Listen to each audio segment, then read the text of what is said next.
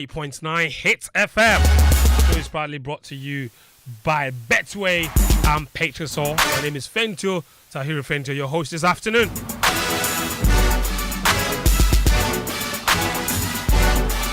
It's 1 minute to 1:40 p.m. inside the studio here in Kokomlemle. We are on from now till 3 p.m. We'll try our best to give you the very best conversations in the world of sport, and there's a lot that's happened this week and a lot to look forward to this weekend.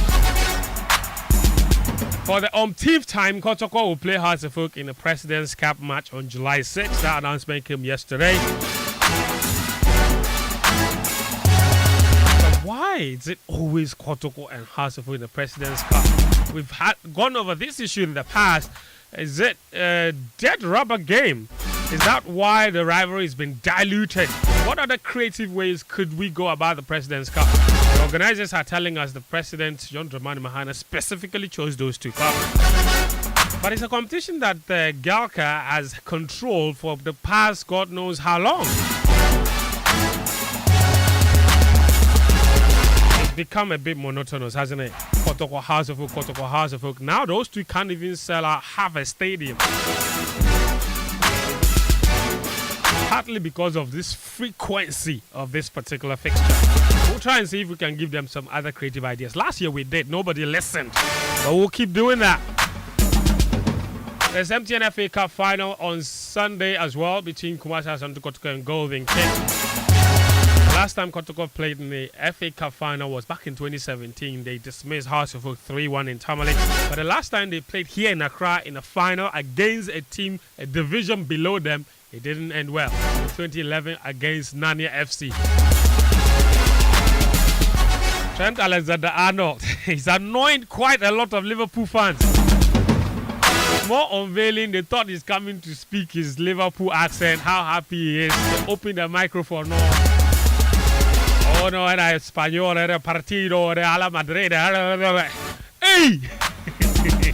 They said the guy, the last 6 months or the last 1 year, instead of focusing on how to defend, he was using it to learn Spanish. Boy wanted to run away. Anyway, so we'll get into the transfer market as well. This weekend is the start of the Club World Cup. So there's that coming up. But there's also a big boxing bout on Friday. That is today. Kabiti against Dixon.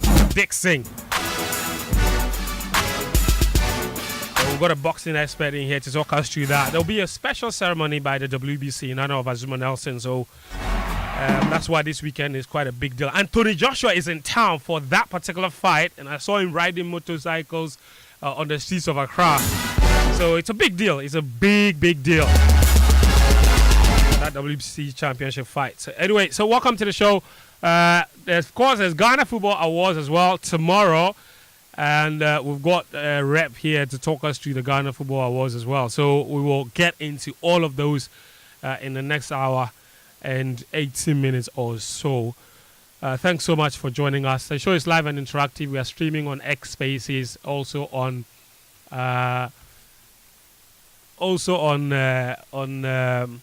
Facebook and on YouTube, of course. So let's do that quick introduction. The guys are in studio.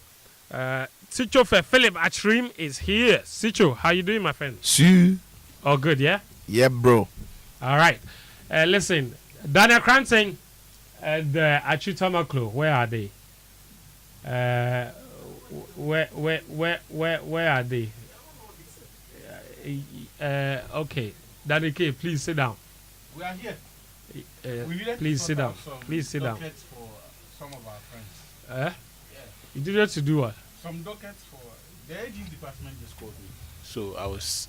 Charlie, this David they joke with some names. If you be careful, don't go pick you. Do you know of another AG's department? Yeah, I pick you. If you are dealing with any other AG's department, then you are engaging in fraud. If you are dealing with any other AG's department, then you are engaging in fraud. Tell us, telling you. This guy. Danny K, how you doing? Life is sweet. Like how you going to go? We? We've also been joined by senior colleague, boxing expert extraordinaire, author, published author, now on his second book on Ghana boxing. Ladies and gentlemen, give it up for Echo Asma.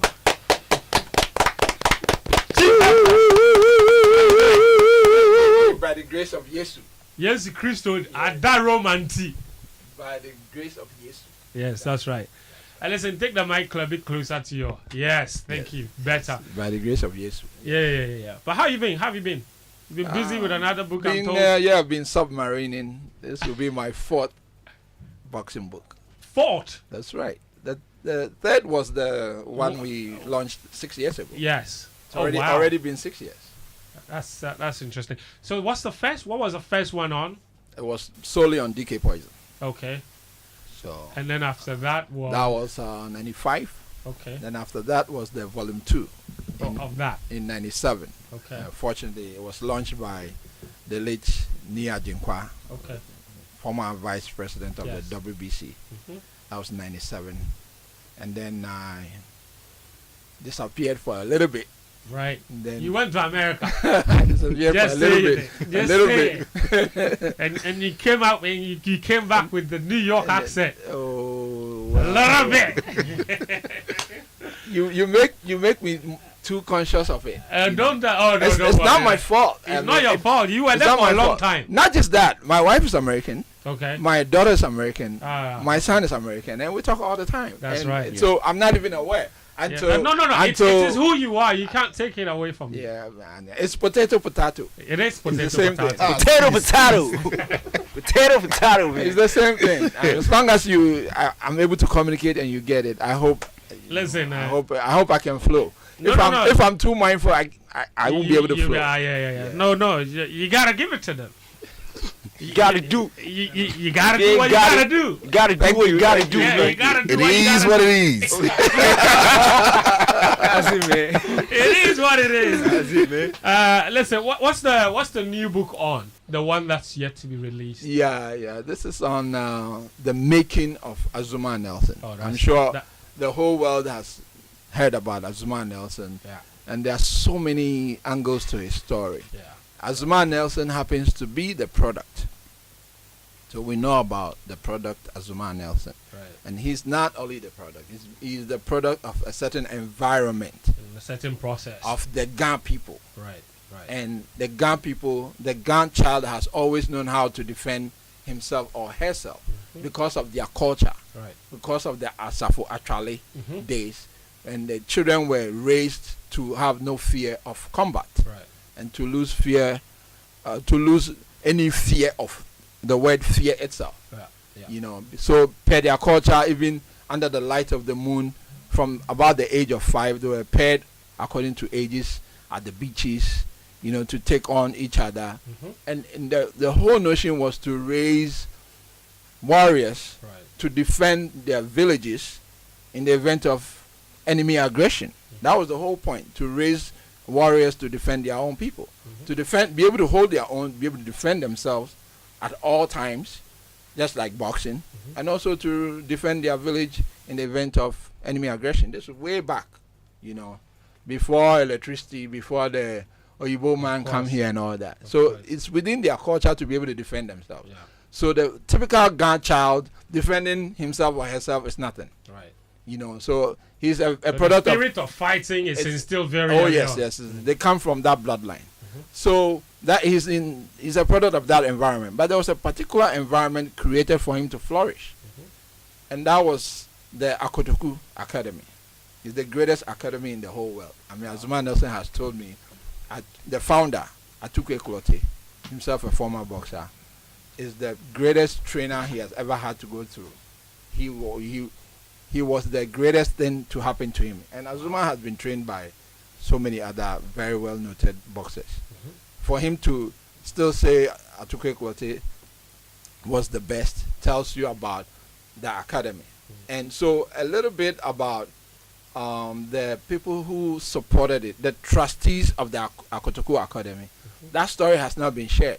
Right. And I've had the great privilege of doing some research and getting the great fortune of talking to one of the godfathers of Ghana boxing, Ni Amakai Amatefiu. Oh yes. And I think that story needs to be shared. Ambassador. That's right. Yeah.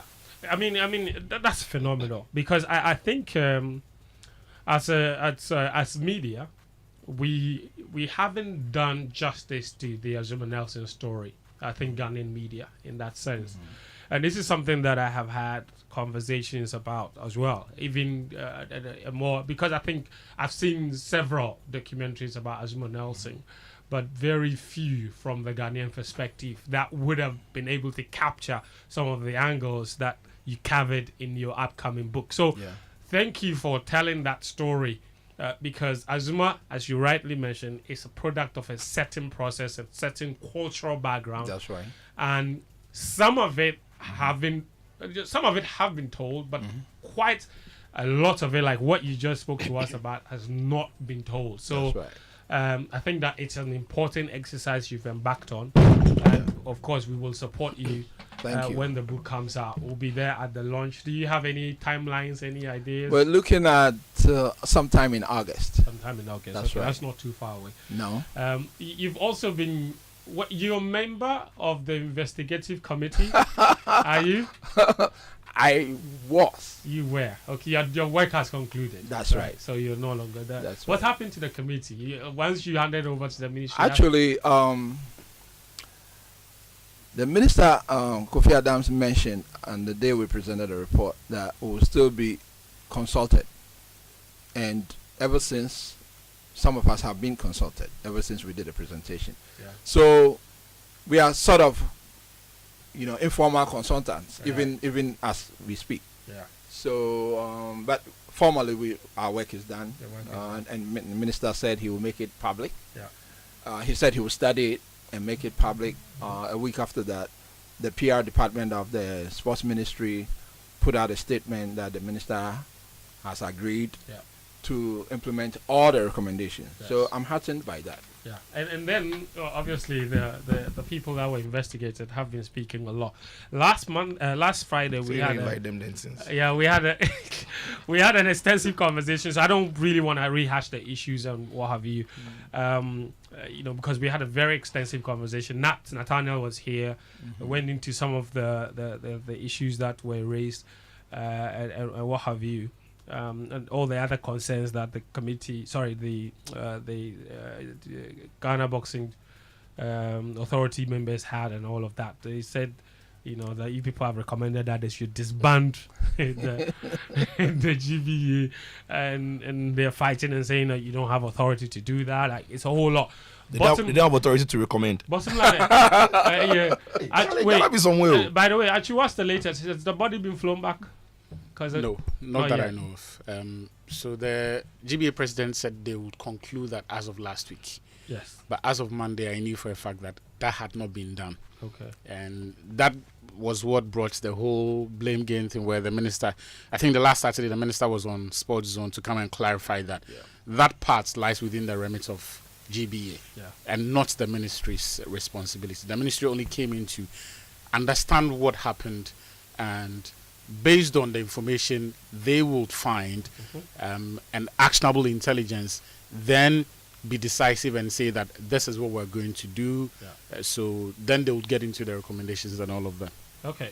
So Eko, I said, I don't want to get into those issues because it would be like we are repeating. I'm sure you listened to the show last week. Yeah, I did. We- Saturday. Yeah. Saturday too. Saturday as well. Exactly. Yeah, I didn't yeah. want us to.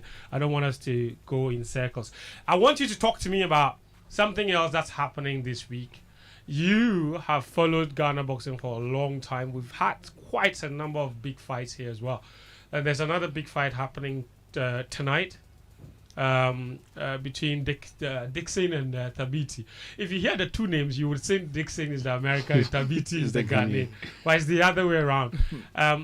What Anthony Joshua is here. It seems like a really big deal.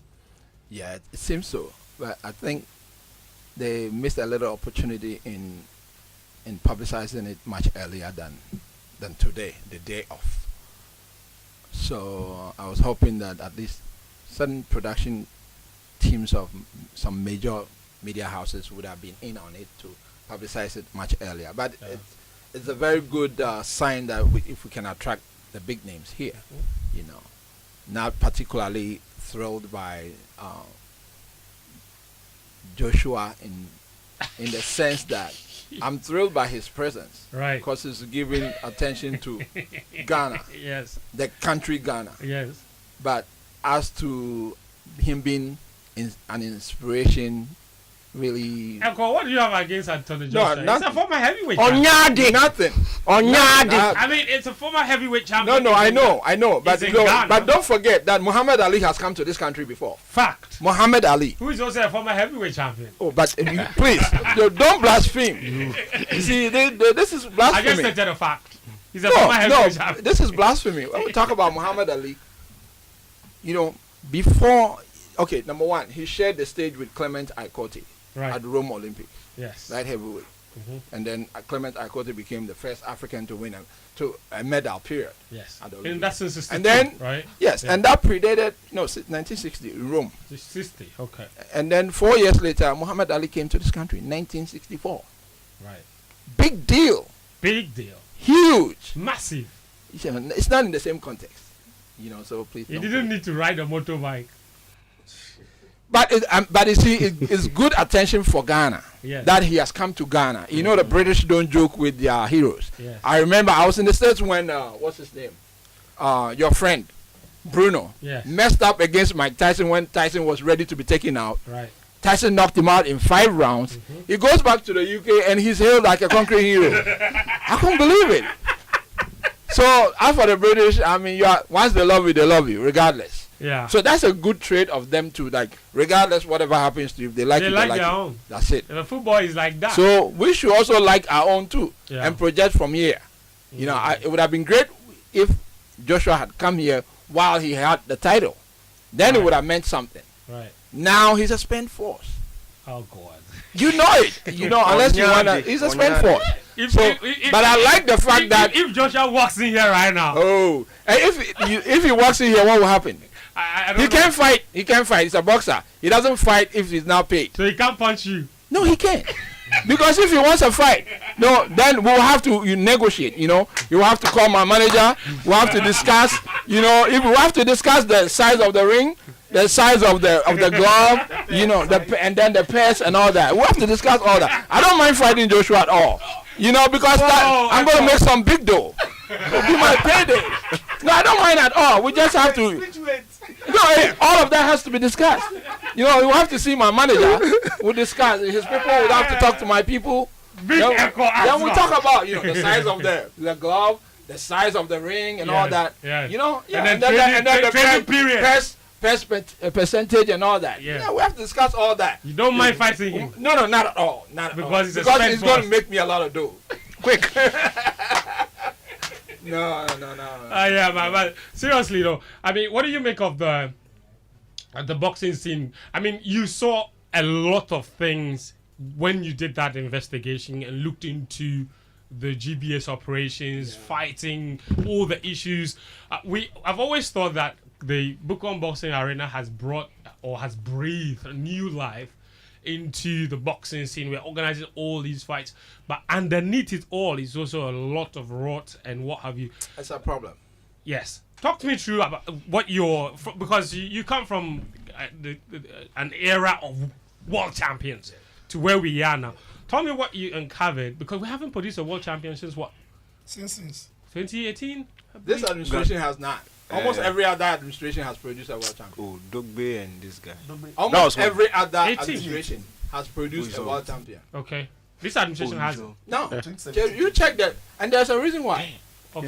Check the pedigree of the following people: Justice Daniel Francis Annan, DF Annan, Yes. produced DK Poison, Mhm. produced Azuma Nelson. Mhm. Okay. Alote Kofi, John Alote Kofi, Mhm. in private life known as Nia Ajenkwa. Yeah. He was also a member of that syndicate, the Ghana Boxing Syndicate that produced DK Poison, that produced Azuma Nelson. Apart from that, and it's part of the reason I'm doing this book, Yes. because they happen to, Justice DF Annan and Ni Ajenkwa happen to be trustees of the Akotoku Academy. Ah, Aha, it's all making sense now. that's right. Mm. And that's it's their story that So this they book gave is us our about. first world champion. Not just that, Mhm. they were trustees of the Akotoku Academy, whose founder Atuke Clote trained 5 world champions for Ghana. DK Poison. Yes. Asuma Nelson was a stablemate of DK Poison. Mhm. Then Ikote, he trained Ikote, and even when he died, Ikote, and then the late Alfred Kote, and then his own son Joshua Clote. Yes. 5 world champions have come through Akotoku Academy. 5 of the 10 world champions Ghana has had came directly from Akotoku Academy. It's not per chance. The reason being the big wigs behind the Akotoku Academy. Of course. That's the trustees. And that story is not being told. That's what this book is about. Absolutely. DF Annan. And then you know Doug Haywood Mills, right? Yes. Kodesh. Yes. His grand uncle, Walter Haywood Mills, was part of the trustees that let Atuke Clote flourish like that. Oh wow. So it has that spiritual foundation. Actually, the Akotoku Academy was built right in his backyard at Modo in Bukom. So it's not per chance. And even that Bukom alone, besides all the name it's had, there are some political big wigs around it. Dr. Kwame Nkrumah, our first president, Mhm. he rose to the presidency from the seat of Ododo Diodio, right there in Bukom. Yeah. And Nado, our immediate past president, Mhm. was born at Swalaba, which is a part. It is a Of part Bukom. of Bukom. Yeah. So as for the Ghana people and Bukom and all that, it's not just boxing. It's not even just politics, even football. And then one other trustee who's also in the book is Henry Planch Nyamite, HB Nyamite, former chairman of the GFA, was also a member of the trustees. You know, this conversation, Neil and Van der Poel should be part. I wish he were here. Yeah. So, because I mentioned his Exactly. territory. Yeah. Yeah. But well, unfortunately, to somewhat, he's the man of your man. Yeah. You know, He's the man of my man. That's right. Yes.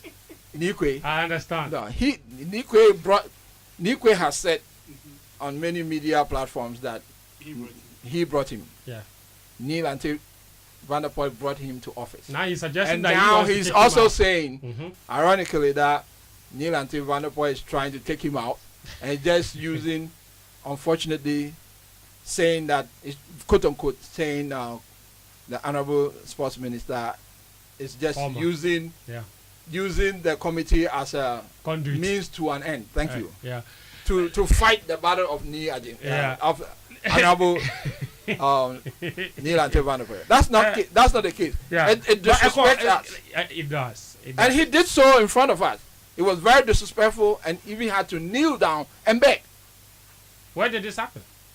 During It was committee. the last day of the committee sitting. When he was invited. It was the second time. He went all out, very disrespectful even to the person of Niyamaka Amatefi. Wow. No respect whatsoever. And had to even kneel down and beg.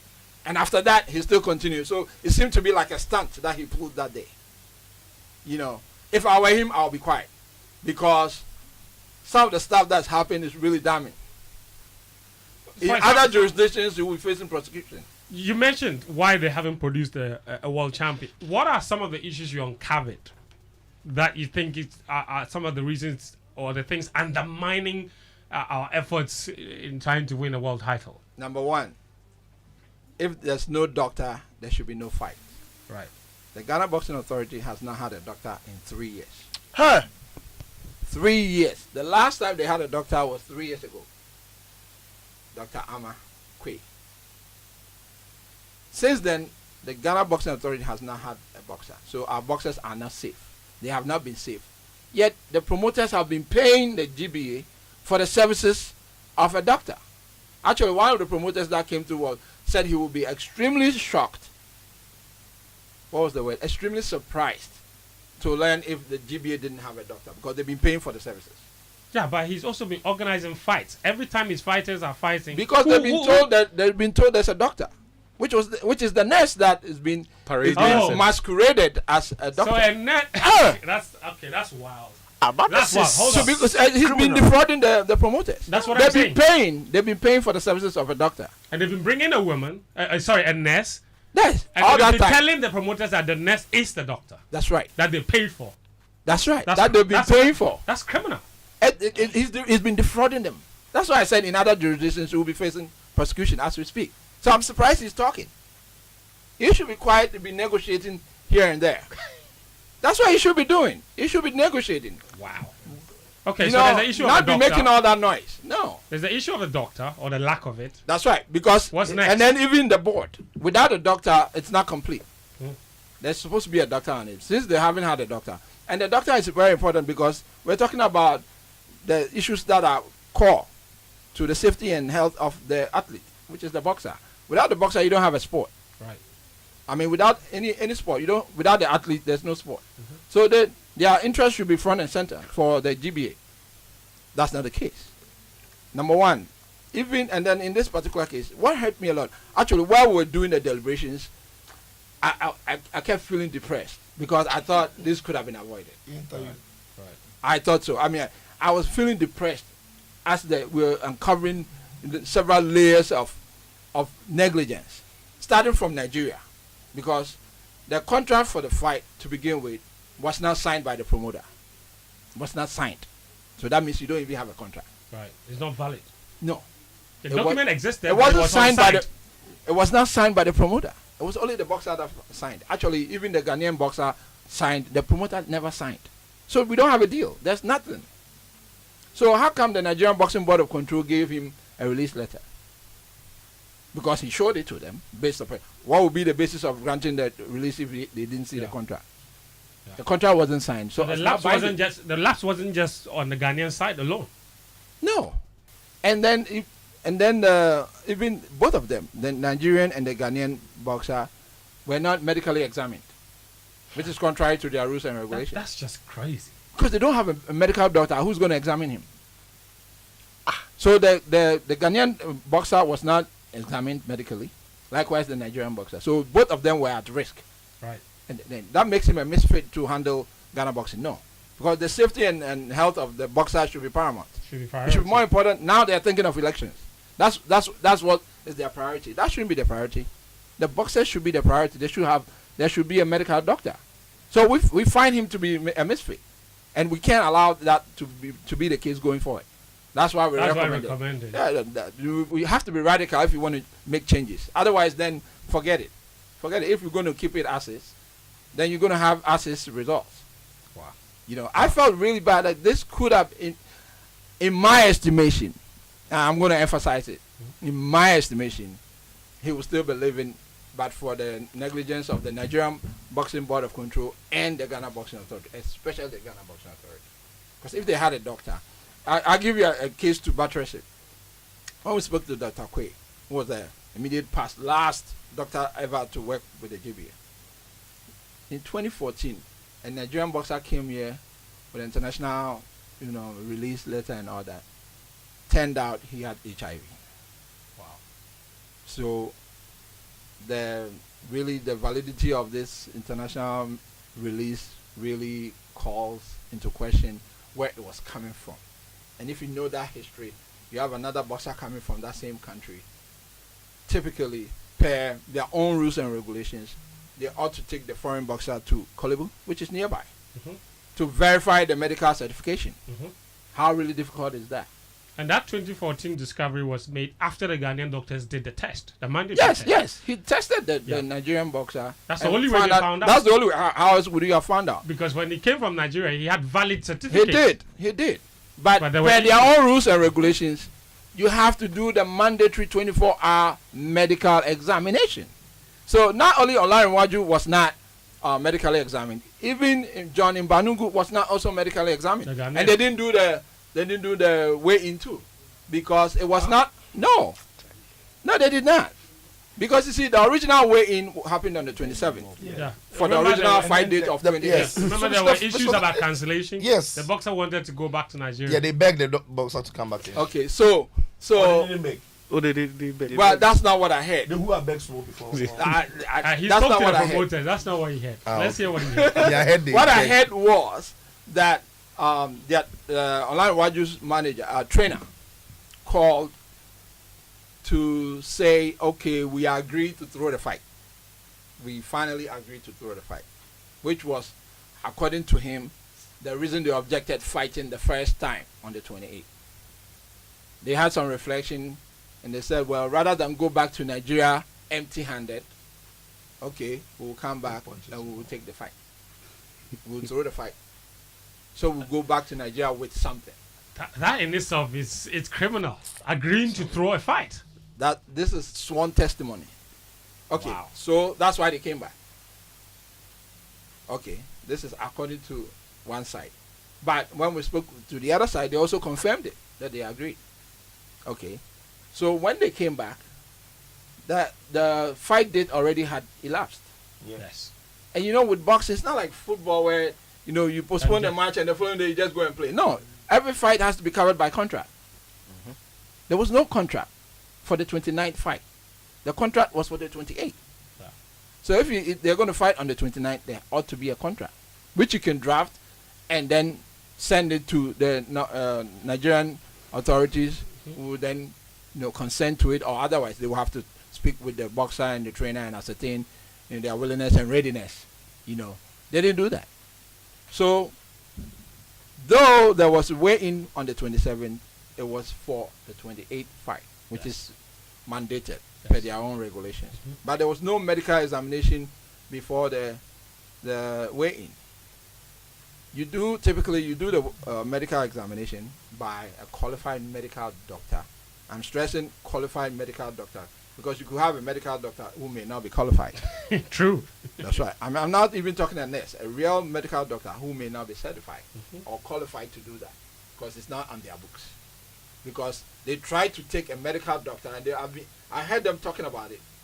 There's a medical doctor that they've been branding around, that he was around and all was around. But that medical doctor is not qualified because he's under apprenticeship.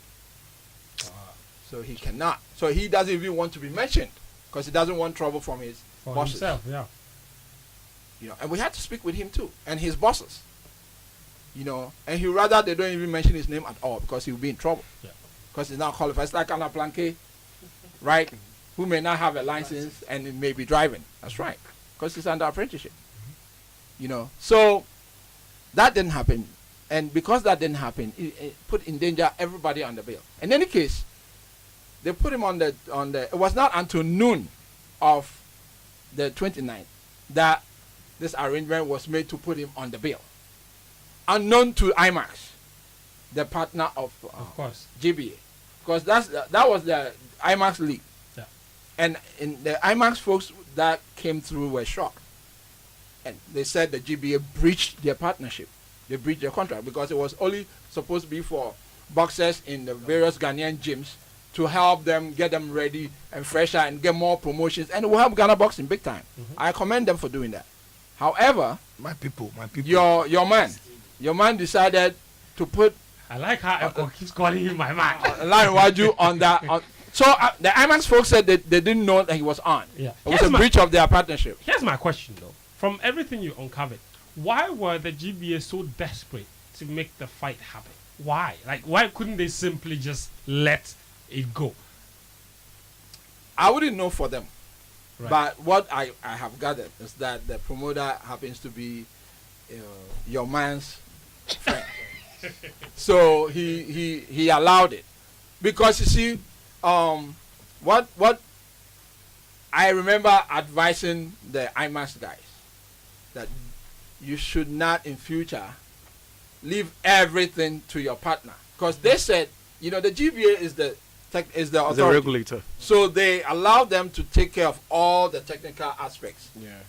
And left them and trusted them to do everything by the book. So, you know, some of the lessons they have learned, they said, is to make sure next time in whatever partnership that they don't leave everything entirely up to the other partner. Because then if they do something wrong, you are liable. You know. So in that sense, it's really bad. So some of the reasons why is that the helmsmen are not looking at getting Ghana a world champion. They're looking at the bottom line.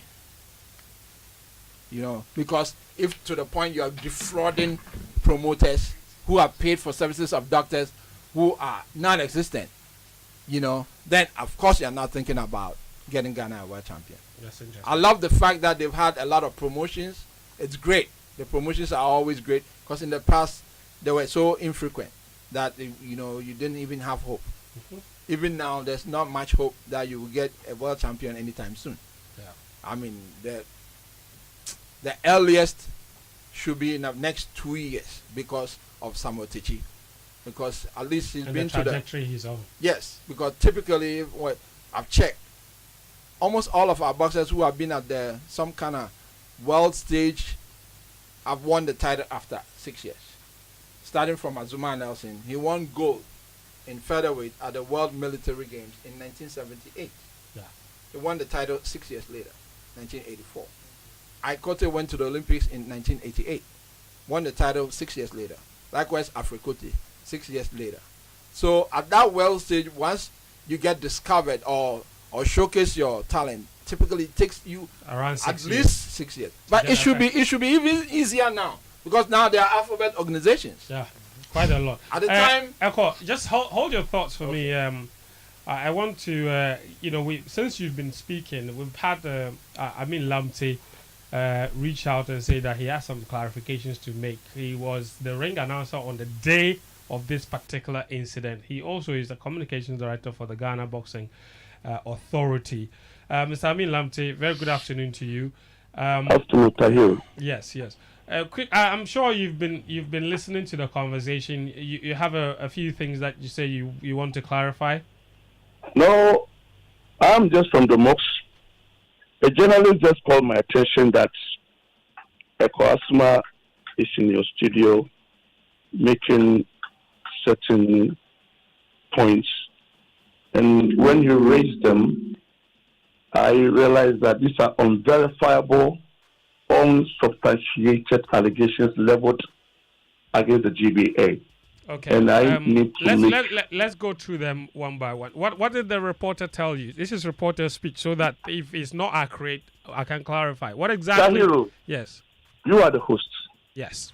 You've asked him critical questions.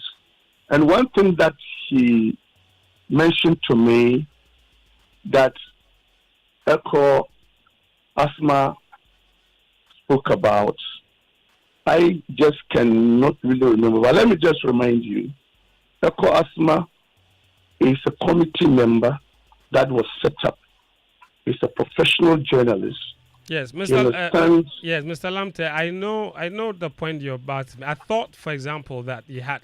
So listen, I have some questions for you, if you don't mind, based on the things that you said. I think that's exactly what will make. This is what I want from you. So according to the committee and the work that it did, the people that it met, one of the more serious issues that they just raised is that the GBA has not got a standing medical doctor, has not had one in the last 3 years, and yet fights have been going on in that period.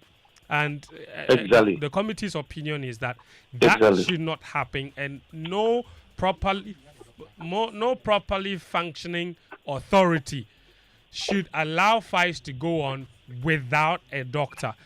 Is this a situation? You've not had a doctor for the past 3 years. How have you been sanctioning fights in that process, in that period? This is a lie. It's a big lie. We have 3 critical medical officers under GBA over the past years. One passed away soon. And we have Dr. Quay, who appeared before the committee. When we came to office, he was part of us, but he decided to step back because of 1 or 2 reasons. And then we had a medical officer, Eric Tete. He's with Kolibo, but he started temporarily before we gave him the appointment and all that. This gentleman, who is a senior nurse, called Edward Asante, he has been with all these doctors that we spoke about. He understudied them. Even the national team of the amateur boxing, Black Bombers, this gentleman traveled with them about 3 tournaments outside the country on international tournaments. He was the one who represented Ghana as the medical officer under boxing because he's very conversant with all the twist and turn about medicals in boxing. Yes, Yes. Mr. Lamte. On the fight night, hold on. let me wind up. On the fight night, I want us to be on the same page. You said when you came into office, you had 3 doctors. You said one passed away, unfortunately. The other one stepped away, and then you're left with a medical officer. Is he also a medical doctor? Qualified medical I'm doctor? saying that okay. Edward Asante is not a medical officer. He's a senior nurse. But he understudied all the doctors that I've mentioned. Dr. Aite, Dr. Quay. We did not say he's a doctor. But I'm saying that. Yeah, but the committee says that per the regulation, you are required to have a doctor. It doesn't matter how long the nurse has understudied the doctor. They are not a doctor. They are not a doctor. Granted. So then there's no issue here because the committee's facts are then correct that you don't have a doctor. You have a medical officer and nurse who had understudied. And he may be very good at the work, like you said, but he's not a doctor. He's not a doctor. Thank you. Nobody's arguing that Edward Asante is a medical officer. He's a senior nurse. It is he, a Kwasma, in your studio as a committee member who has gone out peddling falsehood and misinformation. I don't know whether you have a copy. Listen, I don't know whether you have a copy of the report. Yes, Mr. Lamte, hold on. On the issue of the doctors, because I said you were not listening, so I was going through the issues one by one. And I started with the issue of the doctors. Your initial comment on it was that it was an unverifiable lie. You said it was unsubstantiated. But per all the things that we have established now, it is obvious that the committee was correct in stating that you didn't have a doctor. You the gentleman is not a doctor, but there was a doctor on the fight night, but he left, he went back to the office. That is what I'm saying. Now, if you want to talk about this one, they are the same report that they submitted. If you have a copy of, if ECHO has a copy, that is page 92. What did that page say? Could the death have been prevented? That is the question. Now, Tyree, listen to me. According to the committee, given all the lapses we have captured in the staging of the fights between Gabriel Oluwasegun and Jonathan Imbanugu on the 29th of March 2025, we still could not find anything that could have been done differently to prevent the death of Gabriel Oluwasegun Olariwaju. This is coming from their report. And I'm saying that Edward Asante is not a doctor, it's a nurse. But I'm saying that based on the little experience that he's got, we have him at any time be with us with the ambulance service paramedics. And then this gentleman was on the fight night, he was there. Eric Teke was a doctor for the GBA. He came and he had a call and went back to his office. So that was when the thing happened, he was not there. But these paramedics were there. That is the point that I'm making. So if yes, they are right that the guy is no medical officer, but look at what they themselves captured in their report.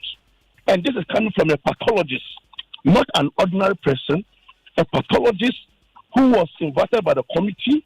He went through the processes of the questions. He's a consultant pathologist and gave them this report. Okay. It's captured in the report. Mr. Lamte, let's move to the other issue. The fact that the committee says that you did not test the boxer here when the boxer came before the fight. Can you say this is not true as well? That we did not do what? You did the doctor undergo medical examination 24 hours to his fight when he came to Accra. Tahiru, in boxing, especially professional boxing, the first important step is the medical history of the pugilist. So the medical facility that he will go for his medical report is very significant. In professional boxing, sometimes we need the medical history of the boxer. Over the past 2-3 years, the fight that he fought, if you can even get his medical report, just oppose that with the current medical report, you will save the boxer. So the Nigeria Boxing Board of Control, they are those who give us the release. So the question is, where did he go for the medical checkup? He presented it to the Nigeria Boxing Board of Control. They scrutinized it. They authenticated it before they gave him the release. So Ghana Boxing Authority, we are the ones in charge of supervising, monitoring, organizing professional boxing. Is your entity not required to conduct your own independent test? You've asked me. Yes. I'm in the process. Now, when the boxer comes, originally, automatically, the Ghana Boxing Authority will request information from you. Where is your medical report? Where is your, license? Where is your release from your federation? He submitted everything. And this same boxer, the Ghana Boxing Authority, even requested a copy of his passport. So we had his passport. We took a picture of his passport and have a copy. Mr. Lamte, I understand you. I just want us to rush to the main meat of the matter. When he came, are you not required to conduct your own independent medical examination? And did you do it? Tairu, the medical check-up that we do here, when the boxer travel all the way from his country to Ghana, based on the report that they're given, there are areas that you do. Maybe the ECG, the MRI. There are other areas that we do, but we cannot get to the core. That is why when he came, we need clarification from the General Secretary of the Nigeria Boxing Board of Control, Remy. He confirmed it and said, yes, the boxer is fit. What kind of independent medical examination did we do here in Accra? That's all I'm interested in. It's unusual. What exactly? You need to check the pulse, the viral, the MRI. There are some of them that you need to check. The most important one is the ECG. That is what we take you to the core. And you did this where? We did everything. Today there is a fight. There is a fight at the Bukom Boxing Arena today. You did those tests where? We did all those tests, and I'm just giving you. Which facility? I'm giving you a tip. Your colleagues, my friend, our colleague Natato is the ring announcer. Yesterday there was a weigh-in. You can talk to him after this fight. All right. Mr. Lamte, the protocol that was done with that to medical checkup. When they go for the weigh-in directly, they have to go for the medical checkup before the fight will be started. That is the procedure. You've laid it out, but you haven't answered the question whether you went through the procedure yourself. We went through the procedure. And you tested this boxer where? Which facility? Which doctor did this? To your information, it's not the only boxer who came from Nigeria. There were totally 10 boxers who came. All of them went through the same processes. All right, Mr. Lamte, thank you. They fought, but it was him who actually encountered this sad situation. All of them went through medical checkup before they went for their fight, including him. Okay, sure. Mr. Lamte, we have to wrap up the conversation now. We have to move on to other issues, but thank you so much for joining us. Before you go, yes, let me just give you something small before you go. Okay. With regards to some of the allegations put out by a member of a respected committee, when you are done with me, go and read the commission report of the May 9 disaster that I lost my biological brother. Now look at the preamble, the executive summary of a committee that has gone to find out the cause of death of an individual. But they've gone into checking the administration, whatever, Morpheus, whatever the GB. Now listen to them. Listen. They are saying that after comprehensive review of the governance of professional boxing in Ghana, the committee concluded that the GBA has presently constituted cannot effectively organize, promote, or administer the affairs of professional boxing in this country. Accordingly, the GBA's license should immediately be withheld by the NSA and its finances comprehensively audited.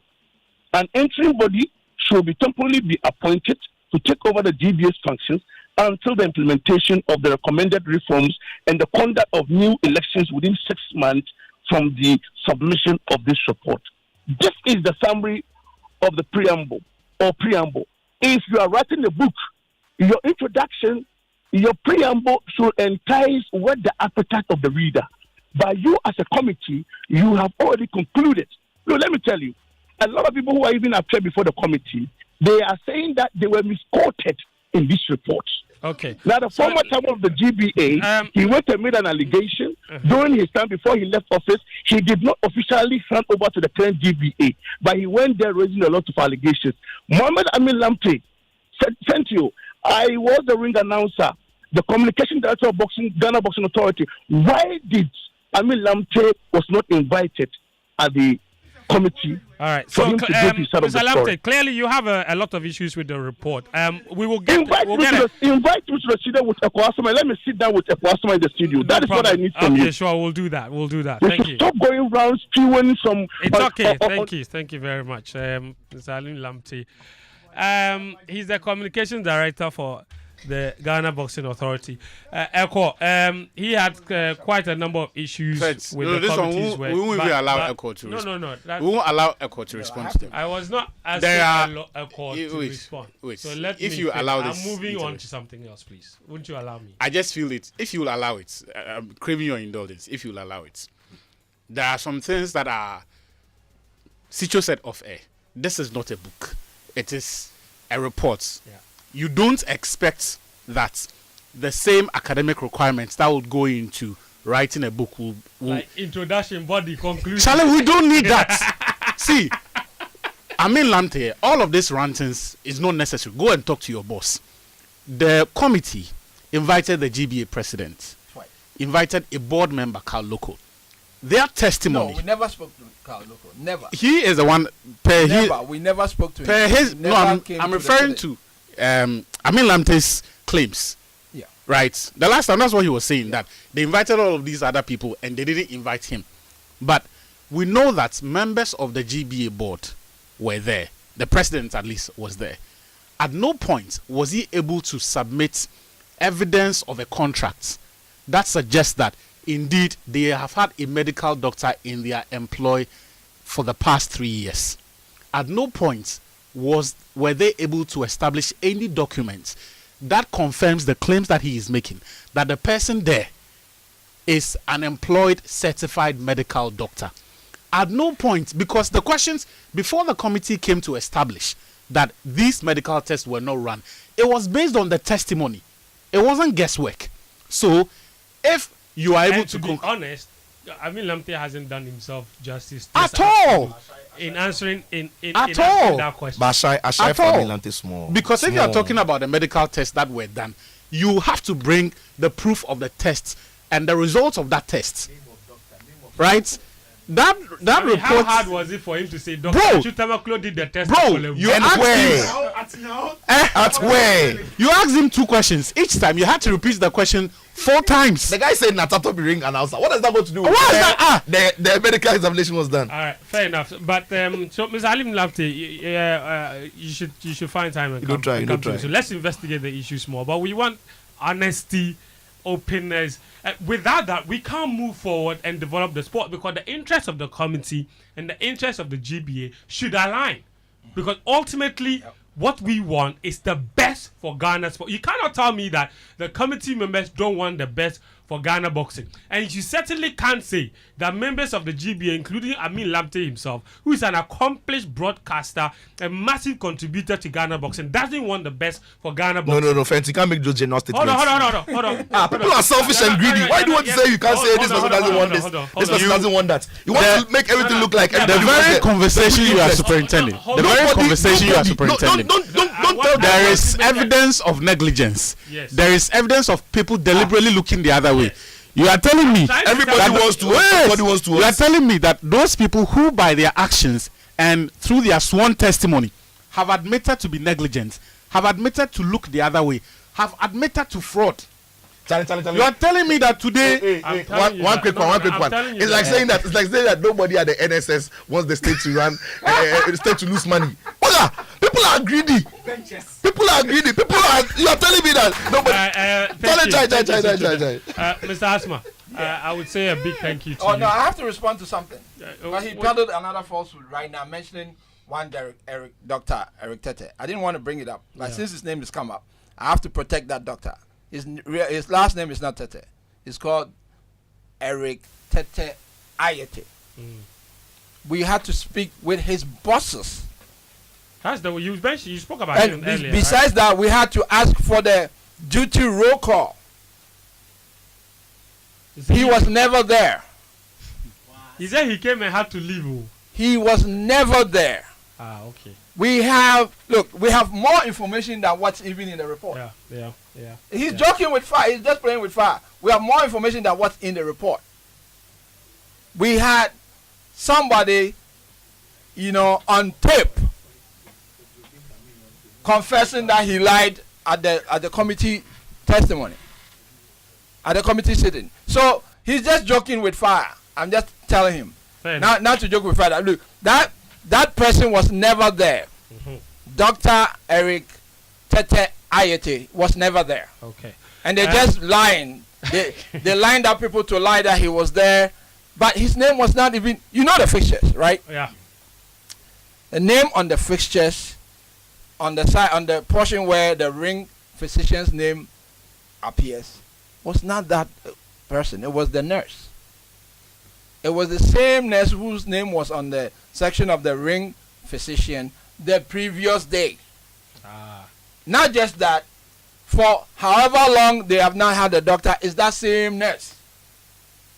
Yeah. Whose name has been affixed as the ringside physician, though he's not a physician. This is just fraudulent. Yeah. Hasma, thank you very much. We appreciate your angle. You brought a massive education to us. Amin Lamte, thank you for calling in as well. Everybody wants. We all want to be on the same page. You saw me the vex me pass Amin Lamte. This is Game Plan on 99.7 Joy FM on Hits 103.9 FM, brought to you by Petrosol and Betway. We'll take a short break. When we come back, we're switching our attention to football, and there's quite a lot to cover in the next 25 minutes or so. Felix Romak is also here to talk all things Ghana Football Awards. Do stay with us. We'll be right back. Ladies and gentlemen, this is your captain speaking. Welcome aboard on our journey to crown Ghana's aviator legend exclusively with Betway. Please engage flight mode on Aviator and take advantage of our guaranteed free flight service daily until the 30th of June. You'll be offered a shot at a sky-high 500,000 Ghana cedis cash prize. And also, please ensure your seatbelts are fastened and you've braced yourself to get way more at betway.com.gh. Thank you for choosing Betway's Aviator Legends, and we hope you have a pleasant flight. Terms and conditions apply. Regulated by the Gaming Commission of Ghana. Bet the responsible way. Betway. Get way more. Daddies, them say we don't know how to marry. We just they worry. Do you want to win some stunning fabrics from within this Father's Day? Or maybe some classy watches for your dad to elevate his look? How about a weekend stay at a lavish hotel? Or get some refreshing products from Vitamilk? Well, pay close attention. Joy FM, Joy Prime and Hits FM proudly present My Father, My Hero, Fatherhood, a deeper connection. This year, we're inviting you to step away from the daily grind and treat your dads like the heroes they are. Here's what you have to do. Record a 30-second audio clip commending your dad. Tell us about the heroic things he's done for you and share with us via WhatsApp on 055-1111-997. We're going to play your clips on air and select the top 5 entries to win exquisite fabrics from Woodin, a weekend stay at a plush hotel, some goodies from Vitamilk, classy watches, and many more. Tune in to Drive Time from 3 p.m. to 5:30 p.m. as we embark on this journey. Stay glued to your radio sets. Don't miss out on this fun, entertaining, yet emotionally impactful mini virtual and auditory adventure. My Father, My Hero is brought to you by Woodin. Celebrate Dad with Woodin and receive a lovely gift. Woodin, Le Créateur. Achimota Retail Center. Shop at Achimota Retail Center this Father's Day for amazing discounts. Achimota Retail Center. Vibes in Kwan. Akono Ginger. Efriwara. Legacy Crop Improvement Center. The home of quality seeds. My Father, My Hero. Fatherhood. A deeper connection.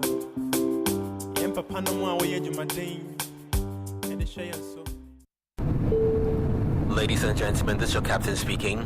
Welcome aboard on our journey to crown Ghana's aviator legend exclusively with Betway. Please engage flight mode on Aviator and take advantage of our guaranteed free flight service daily until the 30th of June. You'll be offered a shot at a sky-high 500,000 Ghana cedis cash prize. And also, please ensure your seatbelts are fastened and you've braced yourself to get way more at betway.com.gh. Thank you for choosing Betway's Aviator Legends, and we hope you have a pleasant flight. Terms and conditions apply. Regulated by the Gaming Commission of Ghana. Bet the responsible way. Betway. Get way more.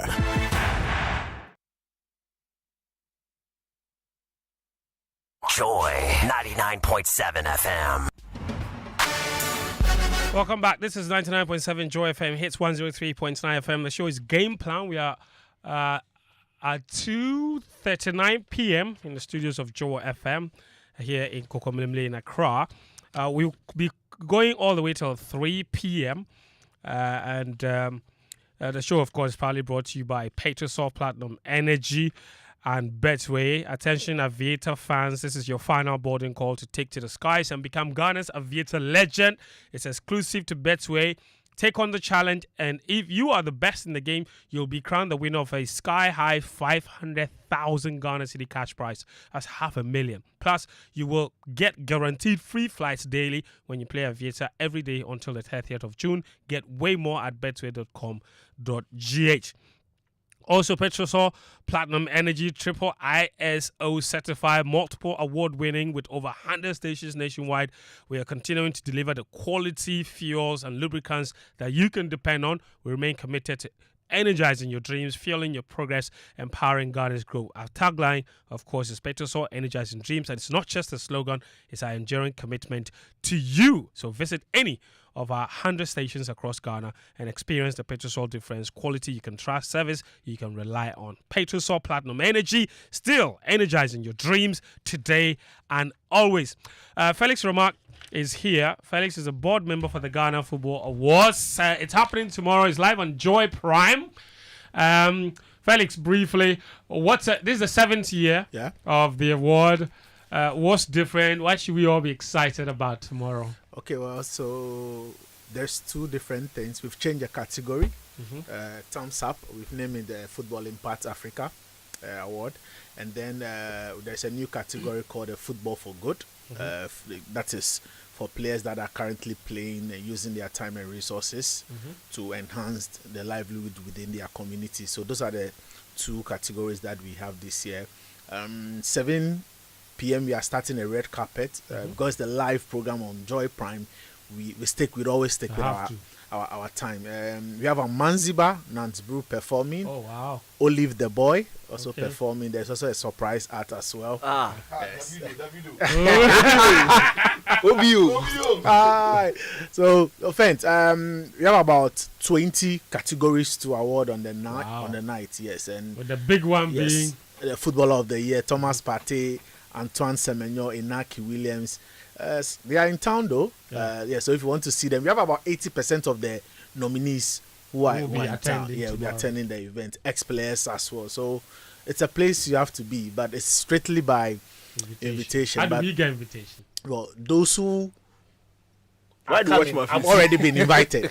So if you don't have an invite, sometimes you want to. Can we give our invitations on Game Plan to Game Plan listeners? We can do 5. How many can we? We can do 5. We can do 5, right? Yeah, because you don't even have enough time to call a lot of callers. Send me a message right now 055-1111-997. The first 5 texters will get this. So speed up. And this is what you need in the message. Okay, tell me. My name is Fentu Tahiru Fentua. I'm texting from Ashaman. I want to attend the Ghana Football Awards. Yes. That's how it should be. Okay. Tell them that the Game Plan crew would all be there. So we'll all be there. Yeah. My name is Fentu Tahiru Fentu. I'm texting you from Ashaman. I want to attend the Ghana Football Awards. The first 5 people to send the messages through will get those tickets. I'll send your names to Felix, then they will send you your invitation. So let's do that now. Quick fingers. All right, Felix, anything else we should... I just want to say a big thank you to our sponsors. Okay. NASCO, Safari Valley, Accra Luxury, FCM Travel Destination, Avantgarde, Shell, Ghana, Weeby Biscuits, and then Blue Jeans Energy Drink. And then, as usual, Multimedia has been a strong media partner for the Football Awards. Of course. And we are happy that you guys have always been holding us down. Of course. Thank you very much, Felix Romark, board member for the Ghana Football Awards. Club 100 members. We come one. Is there a Club 100 They've member all here? voted. You can ask them who they voted for. They are Club 100 members. Yes. They don't know anything too. They don't know anything, but they are there voting. Who are they there? I shock Those people. So they don't know anything. Sicho is there. Achu is Sijo there. is back. Sijo. They do Ghana football. Go to Solo, give me Sele. Who born dog? All right, Felix, thank you very much. All right, guys. We'll catch up. Zicho, you can go back to your seat. That place no bad. The vibe. Nah, this place is Mami, it's a vibe. me I miss radio be. Nah, Somewhere radio by is a you. thing, yeah. Radio, even the table. Listen, listen, guys. We have about 15 minutes to wrap up, so I want us to get into some quick fire conversations. First up, Trent Alexander-Arnold. The Liverpool fan says that the guy, the last 1 year, instead of learning how to defend, he was learning Spanish. He's unveiling he was speaking fluent Spanish, and then all Liverpool fans vex. I don't understand it. The what Liverpool fans be say? Trent in Spanish be clear pass in English. But yeah, I mean, look, he's closed a chapter on Liverpool. He's opening another chapter with this new club. One of the things that Real Madrid fans love is a player who is trying to straight away, get the culture. Now, one of the first parts of culture for anybody in identifying them is language. One of the things that Gareth Bale struggled to deal with in his time with Real Madrid was that he never really got himself immersed in the Madrid culture. Didn't speak Spanish, didn't understand it. He was always speaking English and all of that. And Trent would have learnt all of these. Lots of people around the club would have spoken to him. Bellingham would have given him, all the apple. So yeah, the Liverpool chapter is done and dusted. New chapter has been opened. Liverpool fans, most of them are not wishing him well. But the football world is looking at what is going to contribute to the Real Madrid team. Speaking about Liverpool, 100 million British pounds on a midfielder. They said they don't have money. They are net spenders. What's the net spend on this one? Oh, the Coutinho money. The Coutinho Florian money. Wirtz has signed. Somebody, I saw a post on Twitter saying that his total cost overlay to Liverpool could exceed 200 million by the time his contract extends. For a club that says that they only sell to, who have they sold this season so far? Nobody. They said they didn't buy anybody last season, so it's part. So they've saved money. Yeah. They've been due to Susu from last season. So. But Vit, why does it cost so much? How exactly would he help Liverpool? Is it a player that they desperately needed? Slot Desperately needed, I'm not sure. Is he a player that improves them? I think so.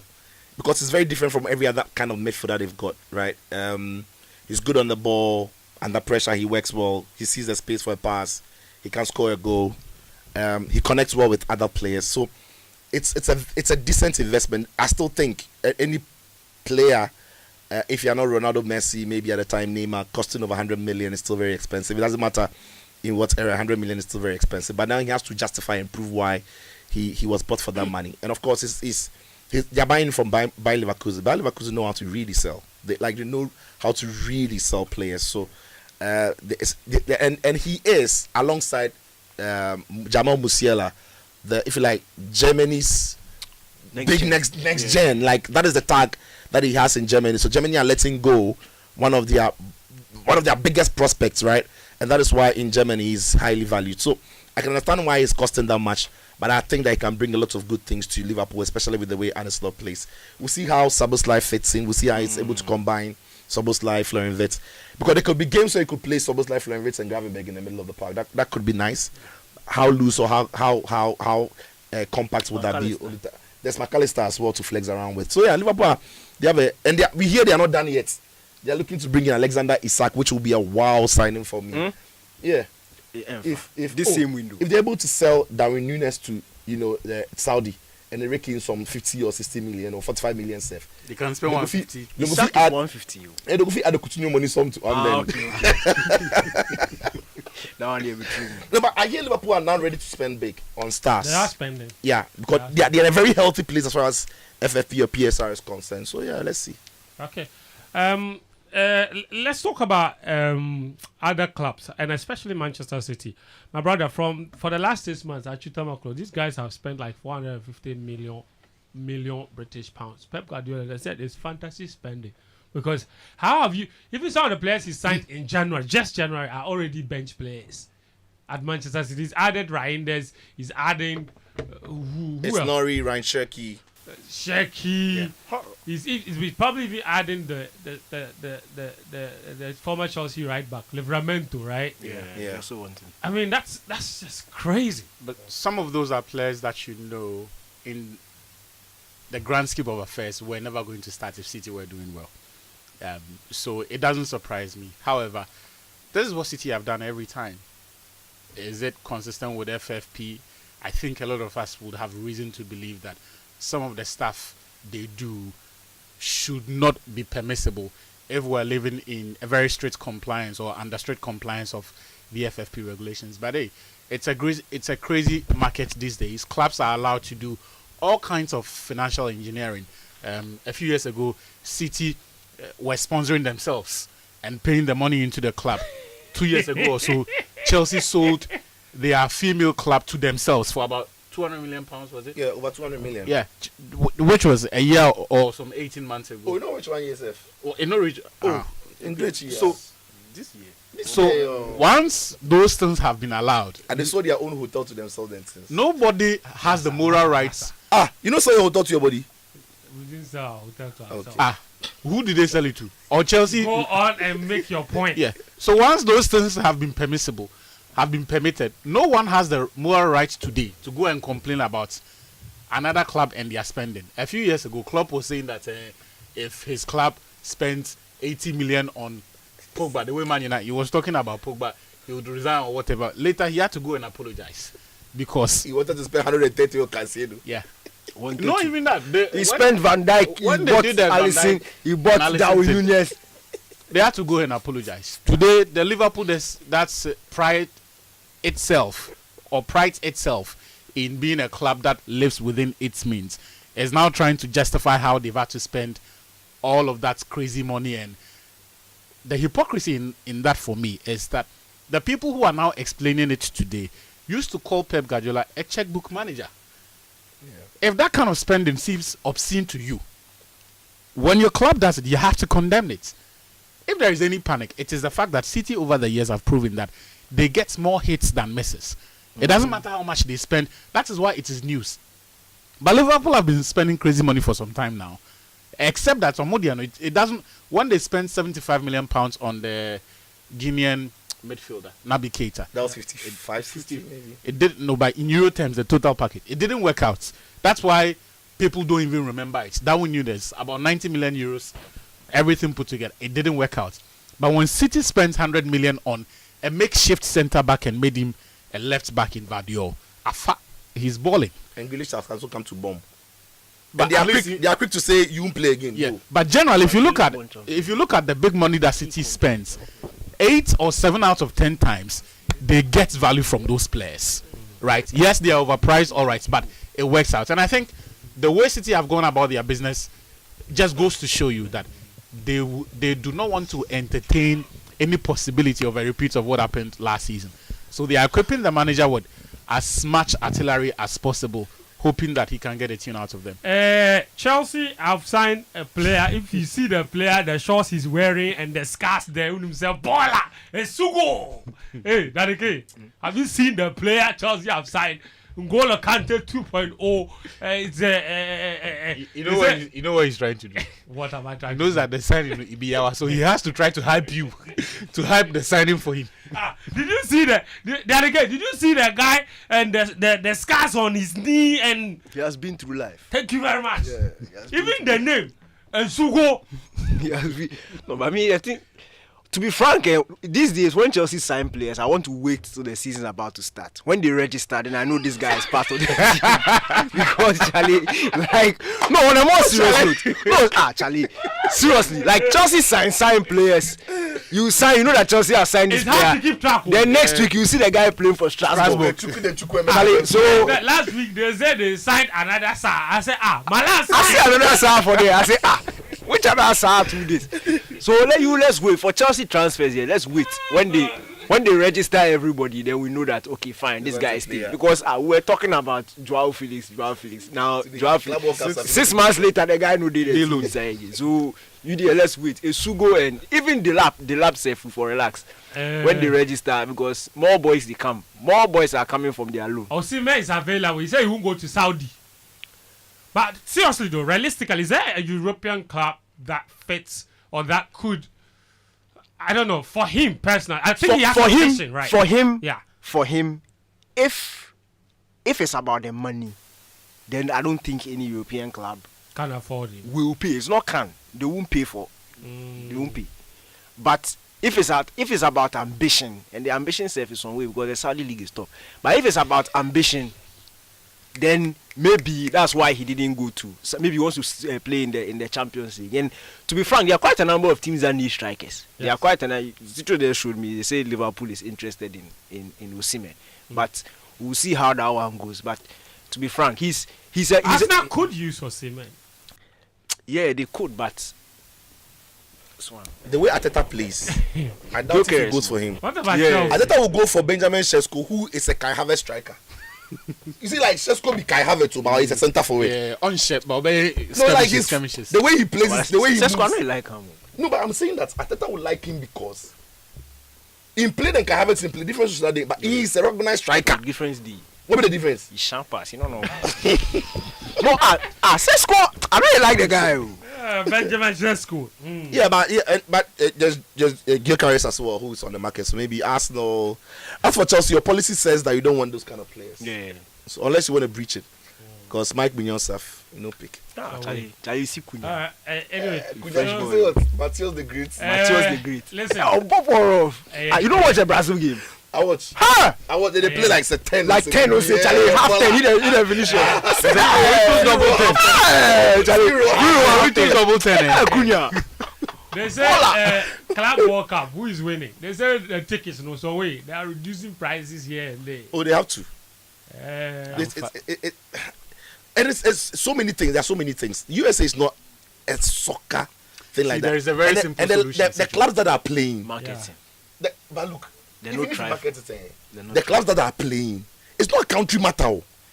Pachuca, Ashok, Sundowns. Who is going to watch? Al Ali. Esperance. They are big in their zones, but they are not global pools. Yeah. So when Real Madrid plays, the stadium will be full. When those teams, Chelsea plays, that's what I'm saying. For the first edition, FIFA made a big mistake. Yeah. First edition, 32 teams.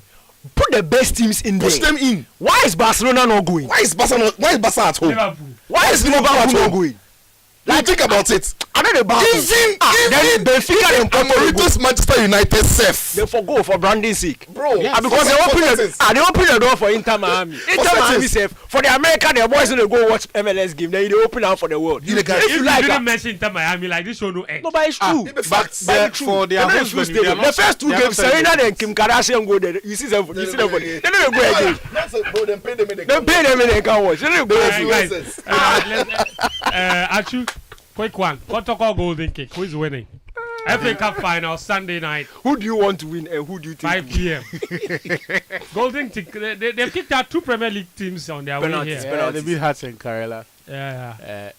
I think Kotoko will win. You think Kotoko will win? But who do you want to win? Golden Kicks. Quick. All right, guys. I think that's how we'll wrap up the show today. On the Game Plan show live on Hits 103.9 FM and Joy 99.7. The Ghana Footballer Awards, the best international distance. Me, I voted for Ashraf Hakimi. Me too. Yeah, but that's what makes sense. Yeah, he go chop the CAF award too. Because you know CAF, they watch this thing. Yeah. I mean, it makes sense. Any sensible football journalist will vote for Ashraf Hakimi. All right, guys. Thank you. Yes, thank you very much. Big shout out to Gasco 2001 year group. Their legacy project is on course, of course. EMI Africa Expo is also back. You can register at emiafrica.com and take your business to the next level. Game Plan on 99.7 Joy FM and on Hits 103.9 FM is brought to you by Betway and by Patreon. Big shouts also to Tekno, who have signed a new partnership deal with CAF for the AFCON 2025 and AFCON 2027. So that's a massive one for them. I went to ask some people what they have, whether they use Tekno devices, and too many people use Tekno devices. So big shouts to them as well. And big shouts to Ken. You say what? Yeah. Move from the low budget thing to. Tomorrow is Anita's birthday. Anita. Yeah, tomorrow be Anita in bed. Oh, Anita, happy birthday in advance. Yeah, she's doing a party at Achimota. What? You can't just say Achimota. Achimota where? Nah, the listeners invited. They like chop too much. Let me mention the ones who have will get invitations. The top 5: Hamza Zureka Kalika from Kadeshi. You will get an invitation to the Ghana Football Awards. Anum Watson Kweku from Circle is also getting one. Seth Dorte from Dansuman is also getting one. George Mensah from Achimota is also getting one. And the last one is Bismarck Aye. You will also get one. We have your phone numbers. We'll send it to Felix. Felix will send you your invitations. Thank you so much, all of you, for tuning in again. We're back again next Friday with another edition of Game Plan. Until then, big shouts to you, all of my guests. Eko Asma was here earlier. Camille Lamte also joined us. Felix Romak, Sicho Philip Atrim, Daniel Kranse, and Achu Tamaklo. My name is Fentuo, Tahiru Fentuo. Do take care of yourself, and bye-bye.